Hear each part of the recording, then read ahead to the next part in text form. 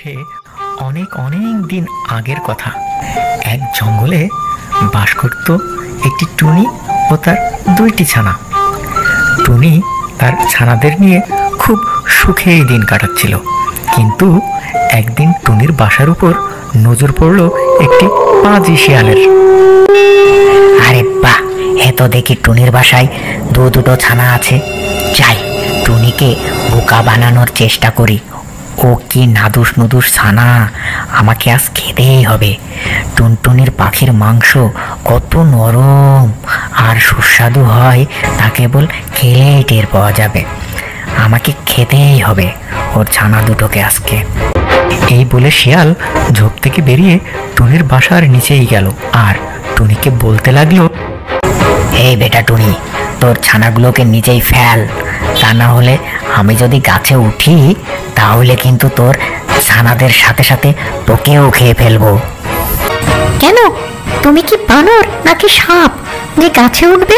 তুমি তো একটা শিয়াল, তুমি কিভাবে গাছে উঠতে পারো? আমাকে কি বোকা পেয়েছো নাকি যে তোমার ভয়ে আমি আমার ছানাদেরকে নিচে ফেলবো? ক্ষমতা থাকলে উপরে আসো, উপরে এসে আমার ছানাদেরকে খেয়ে যাও।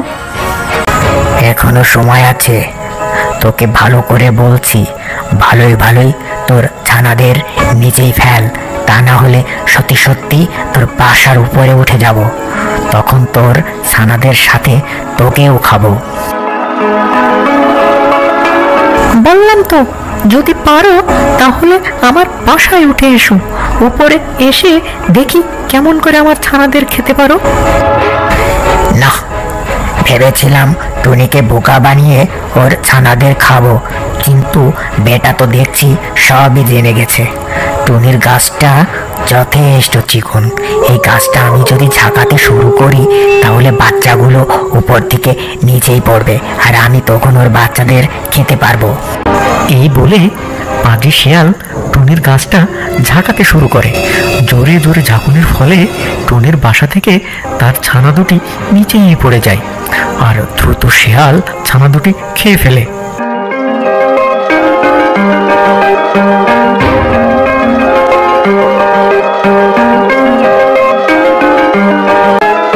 দেখলি তো টুনি, তোর ছানাগুলোকে আমি খেয়েই ছাড়লাম, মাঝখান থেকে তুই বেঁচে গেলি। আমি যদি সত্যি সত্যি গাছের উপরে উঠতে পারতাম তাহলে তোকেও খেয়ে নিতাম। আমি এখন যাই, আবারও তুই ডিম পাড় আর বাচ্চা ফোটা, তারপর আমি আবার আসবো, তোর ছানাদের খেয়ে যাব আমি। তুমি খুবই বাজে একটি শিয়াল, আমার ছোট ছোট ছানাদের খেয়ে কি লাভ হলো তোমার? তোমার তো পেটও ভরলো না, তাহলে কেন তুমি আমার ছানাদেরকে খেলে? আরে বেটা, তুই কি বুঝবি? তোর ছানাগুলোকে খেয়ে যে মজা পেয়েছি, এরকম খাবার জীবন নিয়েও খাইনি আমি। তবে তুই চিন্তা করিস না, এর পরের বারও আমি তোর ছানাগুলোকে খাবো। তাড়াতাড়ি ডিম পাড় আর সেই ডিম থেকে নাদুস নুদুস বাচ্চা ফোটা। এই কথা বলেই শিয়াল সেখান থেকে চলে গেল আর টুনি মন খারাপ করে বাসাতেই বসে থাকলো। এই ঘটনা ঘটার বেশ কিছুদিন হয়ে গেছে। শিয়াল তার আস্তানায় বসে বসে ঝিমাচ্ছিল। হঠাৎ টুনির কথা মনে পড়ল।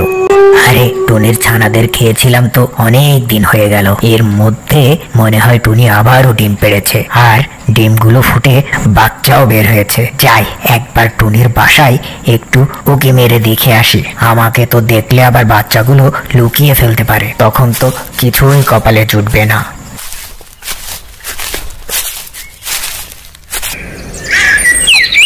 এই বলে শিয়াল গেল টুনির বাসায় আর এদিকে টুনি আরো দুটি ছানা ফুটিয়েছে। আগের মতোই টুনি তার ছানাগুলোকে পাহারা দিচ্ছিল। দুষ্টু শিয়াল ঝোপের আড়াল থেকে দেখলো টুনির বাসায় আগের মতোই নাদুস নুদুস দুইটা ছানা। আরে, ওই তো টুনি দেখছি আবারও দুটো ছানা ফুটিয়েছে। না না না, দেরি করা যাবে না, টুনির কাছে যাই, গিয়ে টুনির ছানা দুটোকে চাই। ভালোই ভালোই যদি দিয়ে দেয় কিছুই বলবো না, আর যদি না দেয় আগের মতো আবারও গাছ ঝাঁকুনি দিতে শুরু করব, তাহলে একা একাই ছানাগুলো নিচেই পড়ে যাবে। এই বলে শিয়াল ঝোপের আড়াল থেকে বেরিয়ে এসে আবার টুনির বাসার নিচেই গেল আর টুনিকে ভয় দেখিয়ে বলতে লাগলো, কি রে টুনি, এ তো দেখছি আবারও দুটো ছানা ফুটিয়েছিস। বলেছিলাম না আমি আসবো, ঠিক চলে এসেছি। নে, ভালোই ভালোই তোর ছানাগুলোকে মাটিতে ফেল, আমার অনেক ক্ষুধা লেগেছে। আমি তোমার কাছে হাত জোর করে মিনতি করছি, তুমি আমার ছানাগুলোকে খেও না। আমার ছানাগুলো নির্দোষ আর নিষ্পাপ, ওরা তোমার কি ক্ষতি করেছে? তুমি ওদেরকে খেও না ভাই, কমসে কম এই ছানাদেরকে এবার ছেড়ে দাও তুমি। দেখ টুনি, এখনো সময় আছে। আমি তোকে কিন্তু ভালোই ভালোই বলছি, ছানাগুলোকে নিজেই ফেল। আর কাকতি মিনতি করে কোনো লাভ হবে না, আমি তোর ছানাগুলোকে খাবই। ভালো এটাই হবে যে তুই তোর ছানাগুলোকে তাড়াতাড়ি নিচেই ফেলা। আমি তোমার কাছে হাত জোর করে ভিক্ষা চাইছি, তুমি আমার ছানাগুলোকে ছেড়ে দাও ভাই। আমার ছোট্ট নিষ্পাপ বাচ্চা, এবার তো বাঁচার সুযোগ দাও তুমি। বুঝতে পেরেছি, সোজা কথাই কাজ হবে না। আবারও গাছ ঝাঁকাতে শুরু করি তাহলে, এই ছানাগুলো মাটিতে লুটিয়ে পড়বে। এই বলে শেয়াল টুনির গাছটা ঝাঁকাতে শুরু করে। জোরে জোরে ঝাঁকুনির ফলে বাসা থেকে তার দুইটি ছানা আবার নিচেই পড়ে যায়। আর দ্রুত শেয়াল ছানা দুটি খেয়ে ফেলে। তারপর শেয়াল তার আস্তানায় ফিরে গেল। টুনি মন খারাপ করে তার বাসাতেই দাঁড়িয়ে থাকলো।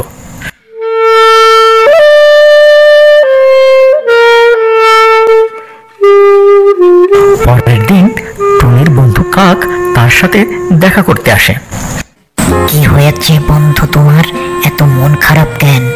আর তোমার ছানারা বা কোথায়? আর বলো না বন্ধু, একটি পাজি শিয়াল আমার ছানাদের খেয়ে গেছে।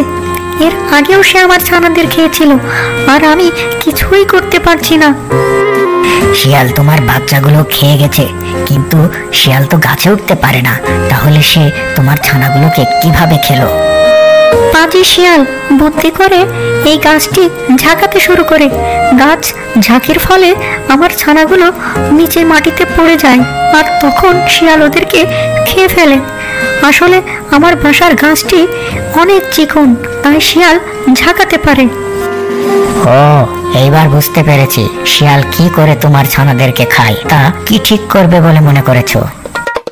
আমি বদলা নেব, বদলা যে করেই হোক শিয়ালের কাছ থেকে আমি বদলা নিব। পাজি শিয়াল দুবার আমার ছানাদেরকে খেয়ে ফেলেছে, কিছুতেই আমি ওকে ছাড়বো না। শিয়াল তো অনেক বুদ্ধিমান ও চালাক, তাই তুমি ওর সাথে কোনোভাবেই পেরে উঠতে পারবে না। তাহলে কিভাবে তুমি বদলা নিবে পরিকল্পনা করেছো তুমি?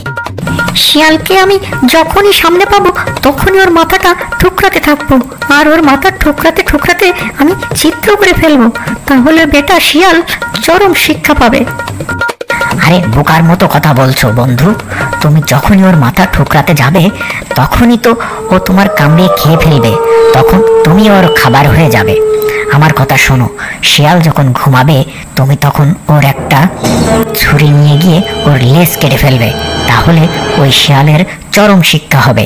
লেজ হচ্ছে শিয়ালের প্রিয় জিনিস, তুমি যদি ওটাকে কেটে ফেলো তাহলে ও আর মুখ দেখাতে পারবে না, আর লজ্জাতেই মারা যাবে।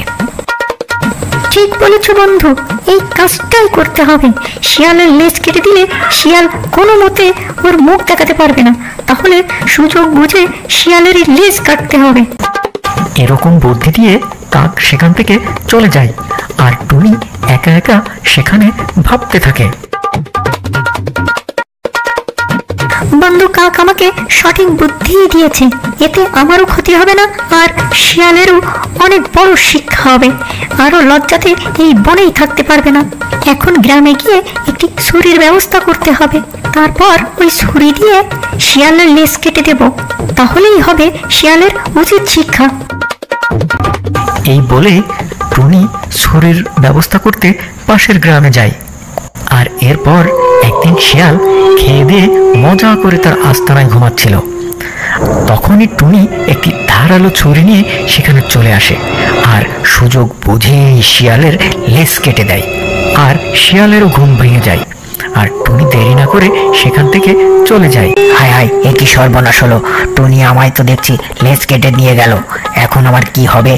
লেজ ছাড়া এই জঙ্গলে আমি কিভাবে বের হব? আমি মুখ দেখাবো কি করে? আমার তো কোনো মান সম্মানই থাকলো না। লেজ ছাড়া আমাকে দেখতে কেমন লাগছে, সবই তো আমার শেষ হয়ে গেল। এই বলে বেচারা শিয়াল লজ্জায় মাথা নিচু করে সেই বন ছেড়ে দূরে কোথাও চলে